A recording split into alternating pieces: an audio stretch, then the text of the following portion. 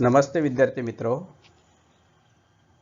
तृतीय वर्ष मराठी सामान्य स्तर प्रथम सत्रातील आपले हे आजचे पहिले व्याख्यान. आपला तृतीय वर्षासाठी जो विषय विद्यापीठाने अभ्यासक्रमासाठी नेमलेला आहे तो आहे आधुनिक मराठी साहित्य आणि व्यावहारिक व उपयोजित मराठी. आधुनिक मराठी साहित्य म्हटल्यानंतर आधुनिक साहित्य कृती ज्या आहेत त्याचा अभ्यास आपल्याला करायचा आहे व त्याचबरोबर व्यवहार उपयुक्त आणि ज्याचा उपयोग व्यवहारात होईल असं उपयोजित मराठीचा अभ्यास आपल्याला ह्या प्रथम सत्रामध्ये TYच्या पेपरला करायचा आहे. आपण ह्या पहिल्या व्याख्यानामध्ये प्रथमतः प्रस्तावना व अभ्यासक्रम आणि अभ्यासक्रमाची उद्दिष्टे याची चर्चा करणार आहोत. प्रस्तावनेत आपल्याला नेमका अभ्यासक्रम कसा आहे, अभ्यासक्रमाची उद्दिष्टे काय आहेत, अभ्यासक्रमाचा एकूण आवाका आणि अभ्यासक्रमासाठी नेमलेल्या साहित्य कृती याचा आपण ह्या व्याख्यानात आपण चर्चा करणार आहोत. तर साधारणतः 2015 ते 16 पासून हा अभ्यासक्रम विद्यापीठाने TYच्या तृतीय वर्ष कला या वर्गासाठी नेमलेला आहे. हा पुनर्रचित अभ्यासक्रमाचा आराखडा जो आहे तो आपल्याला पुढच्या काही स्लाइडमध्ये आपल्याला सांगता येईल. तत्पूर्वी आपण अभ्यासक्रमाची काय उद्दिष्टे आहेत ती उद्दिष्टे आपण बघूया. तर बघा, कुठल्या उद्दिष्टानुसार आपण हा अभ्यासक्रम करणार आहोत किंवा ह्या अभ्यासक्रमाचे अध्ययन करणार आहोत, अध्यापन करणार आहोत. तर पहिले उद्दिष्ट जे आहे ते आधुनिक मराठी साहित्यातील विविध साहित्य प्रकाराचा परिचय वाढवणे, त्याचे आकलन करून घेणे, साहित्याबद्दलची अभिरुची विकसित करून कलाकृतींचा आस्वाद घेण्याची क्षमता वाढवणे. आता विद्यार्थ्यांनी मराठी स्पेशल घेतलेला असल्यामुळे विविध साहित्य प्रकार म्हणजे काय याचा परिचय आता आपण FY, SY आणि TY, आता हे थर्ड इयर तृतीय वर्ष. आता प्रथम वर्षामध्ये आपल्याला कथा आणि काव्याचा आपण अभ्यास केला, विविध साहित्य प्रकारातील एक प्रकार म्हणजे दोन प्रकारांचा अभ्यास आपण केला. नंतर SY ला असताना आपण कादंबरी असेल किंवा चरित्र असेल किंवा आत्मचरित्र असेल या साहित्य प्रकाराचा परिचय आपण करून घेतला. आणि आता ह्या तृतीय वर्षामध्ये आपण निबंध वाङ्मय आणि प्रवास वर्णन किंवा प्रवास वाङ्मय या साहित्य प्रकाराचा परिचय आपण करून घेणार आहोत. थोडक्यात विद्यार्थ्याला विविध साहित्य प्रकाराचा परिचय जास्तीत जास्त कसा होईल हा हेतू या अभ्यासक्रमामागे आहेत व विविध साहित्य प्रकार हे एकमेकांपेक्षा वेगवेगळे कसे आहेत किंवा त्यांचे वेगवेगळे वैशिष्ट्य कसे आहेत किंवा साहित्याच्या ह्या प्रकारामध्ये कादंबरी कवितेसारखी नसते, कविता हे आत्मचरित्रासारखे नसते, आत्मचरित्र हे प्रवास वर्णनासारखे नसते. तर हा वेगवेगळा परिचय किंवा त्यातील विविधता लक्षात येणे व त्याचे आकलन करून घेणे म्हणजे त्यामुळे विद्यार्थ्याला काय आवडतं, एखाद्या विद्यार्थ्याला काव्य आवडत असेल, एखाद्या विद्यार्थ्याला कादंबरी, एखाद्या विद्यार्थ्याला प्रवास वर्णन आवडत असेल, एखाद्या विद्यार्थ्याला चरित्र आवडत असतील, त्याची अभिरुची विकसित करून ज्या कलाकृती आहे त्याचा आस्वाद घेण्याची क्षमता विद्यार्थ्यांमध्ये वाढवणे हे पहिले उद्दिष्ट आहे. दुसरे उद्दिष्ट आहे नेमलेल्या कलाकृतीच्या संदर्भात साहित्य परंपरेचा स्थूल परिचय करून देणे. आता आपल्याला या प्रथम सत्रासाठी नेमलेल्या कलाकृती जी आहे आपण सुरुवातीला ग्रंथ परीक्षण करून घेणार आहोत, त्यानंतर निबंध वाङ्मयाचा परिचय करून घेणार आहोत आणि विचारधारा नावाचं एक संपादित ग्रंथ किंवा संपादित पुस्तक जे आहे तर त्या विचारधारा हे निबंध संग्रह आहेत, तर त्याचा स्थूल परिचय आपल्याला करून घ्यायचा आहे. आणि द्वितीय सत्रासाठी देश विदेश नावाचं प्रवास वर्णन संग्रह जो आहे त्याचा परिचय आपल्याला करून घ्यायचा आहे. तिसरं वैशिष्ट्य जे आहे भाषेची यथोचित आकलन करण्याची व वापर करण्याची यथायोग्य क्षमता विकसित करणे. भाषा म्हटल्यानंतर ते आकलन करण्याची क्षमता आणि त्याचा कसा वापर करायची याची क्षमता आपल्याला विद्यार्थ्यांमध्ये विकसित करायची ह्या विविध कलाकृतीच्या माध्यमातून. निबंध व प्रवास वर्णन या साहित्य प्रकाराचे तात्विक विवेचन आपल्याला करायचे आहेत. तात्विक विवेचन याचा अर्थ निबंधचे विविध प्रकार, निबंध वाङ्मय प्रकारातले असलेले वैशिष्ट्ये, निबंध वाङ्मय प्रकाराची उत्पत्ती व प्रवास वर्णन जे आहे त्या प्रवास वर्णन वाङ्मय प्रकाराचे विविध जे काही वैशिष्ट्ये आहेत किंवा त्याचे प्रवास वर्णने कशी निर्माण होतात, त्या पाठीमागची भूमिका काय असते याचं सगळं विवेचन आपल्याला करायचं आहे.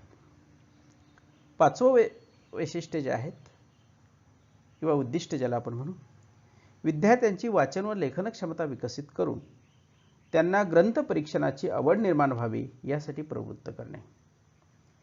आता आपल्याला ग्रंथ परीक्षण हाही एक मुद्दा इथे काही गुणांसाठी साधारणतः 15 गुणांसाठी आपल्याला विद्यापीठाने अभ्यासाला दिलेले आहेत.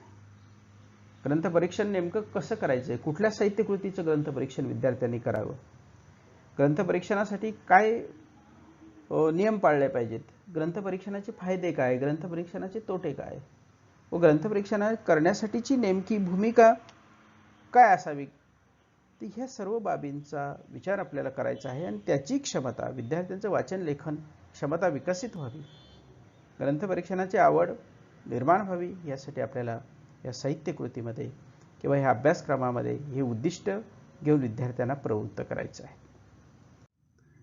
तर बघा, या पेपरमध्ये पहिला घटक मी तुम्हाला सांगितलं की ग्रंथ परीक्षण. जेव्हा आपण ग्रंथ परीक्षण शिकणार आहोत तेव्हा त्याचं एकूणच विस्ताराने आपण त्याची चर्चा करणार आहोत. 15 गुणांसाठी आपल्याला ग्रंथ परीक्षण अभ्यासायचे आहेत.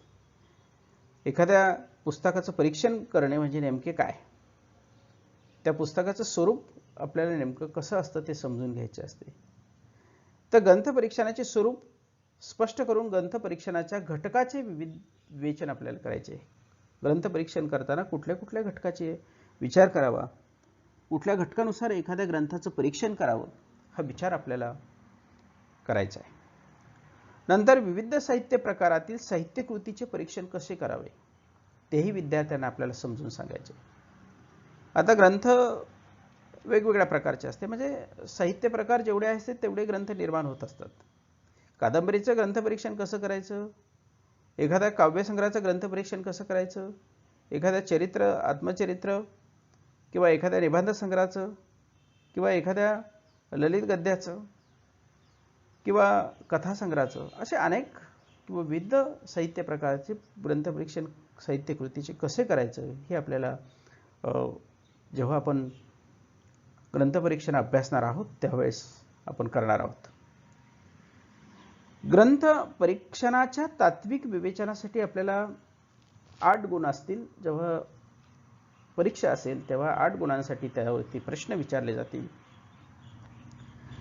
आणि प्रत्यक्ष साहित्यकृतीच्या परीक्षणासाठी 7 गुण असतील.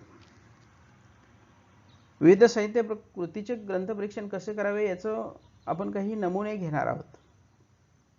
परंतु स्वतंत्ररित्या एखाद्या विद्यार्थ्याला एखाद्या ग्रंथाचं परीक्षण स्वतः करायचं आहे आणि त्याने ते योग्य पद्धतीने केलेलं आहे की नाही, म्हणजे परीक्षेसाठीच तुम्ही वाचलेल्या एखाद्या साहित्यकृतीचे अभ्यासक्रमाला नेमलेल्या साहित्यकृती सोडून तुम्ही ग्रंथ परीक्षण करा असा प्रश्न साधारणपणे विचारला जातो. कारण एखादी साहित्यकृती आपण परीक्षेसाठी प्रश्न म्हणून जर टाकली तर ती साहित्यकृती सर्वच विद्यार्थ्यांनी वाचलेली नसते. त्यामध्ये ती साहित्यकृती वाचलेली हवी म्हणून सर्व विद्यार्थी परीक्षेमध्ये प्रश्न म्हणून दिलेली साहित्यकृती कदाचित ती वाचलेली नसते, त्यामुळे विद्यार्थ्यांना तो प्रश्न कदाचित सोडवता येणार नाही. म्हणून तुम्ही वाचलेली एखादी साहित्यकृती, त्या साहित्यकृतीचं ग्रंथपरीक्षण करा. यासाठी 7 गुण असतील. तर विद्यापीठाने काही सूचना दिलेल्या आहे बघा, की विविध साहित्य प्रकारातील पुस्तकांचे परीक्षण कसे करावे यासंबंधी सप्रमाण विवेचन केले जावे अशी अपेक्षा विद्यार्थी, अध्ययन आणि अध्यापन आम्ही प्राध्यापक करताना करणार आहोत.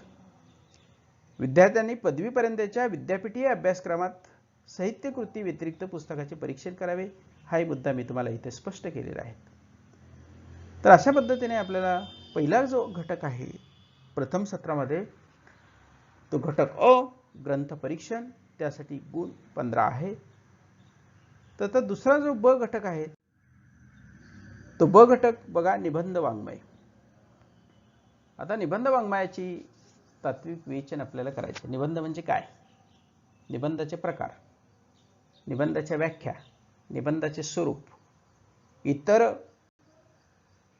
साहित्य प्रकाराच्या तुलनेने निबंधाचे वेगळेपण कसे आहे, निबंधाच्या प्रेरणा आणि प्रयोजने, हे सर्व विवेचन किंवा चर्चा आपल्याला या घटक ब मध्ये निबंध वाङ्मयात की निबंध ह्या वाङ्मय प्रकाराच्या अनुषंगाने करायचे आहे. त्यासाठी आपल्याला 15 गुण विद्यापीठाने दिलेले आहेत. म्हणजे सर्वसाधारणपणे परीक्षेमध्ये 15 गुणांचे प्रश्न विचारले जातील. तर बघा, निबंध ह्या साहित्य प्रकाराचे स्वरूप व व्याख्या आपल्याला लक्षात घ्यायची. त्यानंतर मराठीतील इतर साहित्य प्रकाराच्या तुलनेत निबंधाचे वेगळेपण काय आहे ते आपल्याला अभ्यासायचे. निबंधाचे विविध जे प्रकार आहेत, आपण साधारणतः 5वी ते 12वी पर्यंत अनेक निबंधाचे प्रकार बघितलेले आहेत. ढोबळमानाने आपल्याला की निसर्ग वर्णनपर निबंध, चरित्रपर निबंध, काल्पनिक निबंध वगैरे वगैरे असे, तो झाला साधारणतः एक सर्वसाधारणपणे तो विचार. परंतु आता पदवी अभ्यासक्रमात निबंधचे प्रकार कसे आहेत आणि त्याचा नेमके वैशिष्ट्ये किंवा त्याचे नेमकं स्वरूप काय, हे आपल्याला अभ्यासायचे आहे. निबंध ह्या साहित्य प्रकारामागील प्रेरणा आणि प्रयोजने आपल्याला अभ्यासायचे. हे अभ्यासल्यानंतर आपल्याला अभ्यासक्रमासाठी तिसरा जो घटक दिलेला आहे, तो तिसरा घटक आहे नेमलेली साहित्यकृती. तिचा अभ्यास आपल्याला करायचा आहे. आणि नेमलेली जी साहित्यकृती आहे, संपादित निबंध संग्रह जो आहे, तो आहे विचारधारा.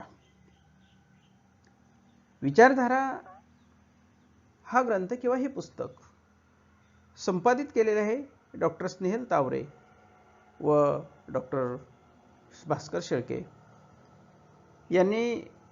संपादित करताना विविध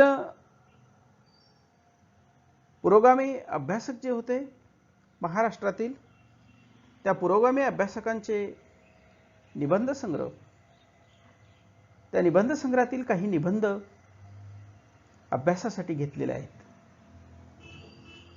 आणि हा निबंध संग्रह त्यांनी संपादित केलेला आहे. त्यांची नावं आपल्याला अभ्यासक्रमामध्ये जेव्हा आपण निबंध संग्रहाचा अभ्यास करणार आहोत तेव्हा आपल्याला लक्षात येतीलच. परंतु गोपाळ गणेश आगरकर, महर्षी विठ्ठलरामजी शिंदे, वामन मल्हार जोशी, श्रीधर माटे, ना सी फडके, वि स खांडेकर, दुर्गा भागवत, राणा चव्हाण, डॉक्टर रावसाहेब कसबे आणि डॉक्टर सदानंद मोरे या निबंध संग्रहात ह्या अभ्यासकांचे किंवा ह्या मीमांसकांचे निबंध आपल्याला अभ्यास करण्यासाठी या संग्रहामध्ये आहेत. एकूणच निबंध म्हणजे नेमकं काय, निबंधाचे प्रकार कसे असू शकतात, निबंधाचे वेगळेपण काय असू शकते, निबंधाचे स्वरूप व व्याख्या हे अभ्यासत असताना या सर्व निबंधाचा जेव्हा आपण अभ्यास करू तेव्हा या सगळ्या बाबी आपोआप आपल्याला कळतील. म्हणून हा निबंध संग्रह काही मध्ययुगीन कालखंडातील व काही अर्वाचीन कालखंडातील अभ्यासक इथे घेतलेले आहेत. तर बघा, हे 3 विभागामध्ये आपला अभ्यासक्रम आहेत. हे 3 विभागातल्या अभ्यासक्रमामध्ये एकूण 60 गुणांची आपली परीक्षा प्रथम सत्राची असणार आहेत. कशा पद्धतीने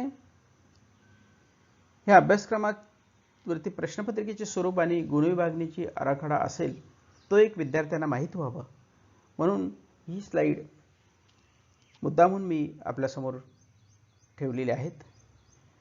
तर 2 तासाची प्रश्नपत्रिका आपल्याला असणार आहे. एकूण गुण 60 असणार. पहिला प्रश्न बघा, खालील प्रश्नांची 20 शब्दापर्यंत उत्तरे लिहा. तुम्हाला 10 प्रश्न सोडवायचे आहेत, विचारले जातील. कोणते 7 प्रश्न त्यात सोडवा. एकूणच 3ही घटकांवरती हा प्रश्न असेल, अ, ब आणि क. दुसरा जो प्रश्न आहे, खालील प्रश्नांची 50 शब्दापर्यंत उत्तरे लिहा. एकूण 4 प्रश्न विचारायचे आहेत, त्यापैकी 2 सोडवायचे आहेत. तिसरा प्रश्न आहे, खालील प्रश्नांची 150 शब्दापर्यंत उत्तरे लिहा. 4 प्रश्न आपल्याला विचारले जातील, त्यापैकी 3 सोडवायचे आहेत. आणि चौथा जो प्रश्न आहे, खालील प्रश्नाची 300 शब्दापर्यंत उत्तरे लिहा. 4 प्रश्न तुम्हाला विचारले जातील, त्यापैकी कोणते 2 सोडवा. तर अशा पद्धतीने हा प्रश्नपत्रिकेचा आराखडा किंवा हे प्रश्नपत्रिकेचे स्वरूप आणि गुणविभागणी आपल्याला आहेत. तर एकूणच या पहिल्या व्याख्यानात आपण अभ्यासक्रम आपल्याला जो विद्यापीठाने नेमलेला आहे त्यामध्ये पहिला घटक तुम्ही लक्षात घ्या, ग्रंथपरीक्षण. दुसरा घटक तुम्ही लक्षात घ्या, निबंध वाङ्मय. आणि तिसरा घटक जो आहे, निबंध वाङ्मय जी साहित्यकृती नेमलेली आहे, विचारधारा, याचा अभ्यास आपल्याला करायचा आहे. आणि दुसऱ्या सत्रासाठी देश विदेश हे आपल्या माहितीसाठी म्हणून इथे मी तुम्हाला सांगतो आहे. तर प्रथमतः आपण पहिल्या सत्रातील अभ्यासक्रमाचाच विचार आपण करूया. आणि आता पुढच्या व्याख्यानामध्ये आपण पुढच्या घटकाला सुरुवात करणार आहोत. तर आज आपण इथे थांबतो आहोत. धन्यवाद. थँक्यू.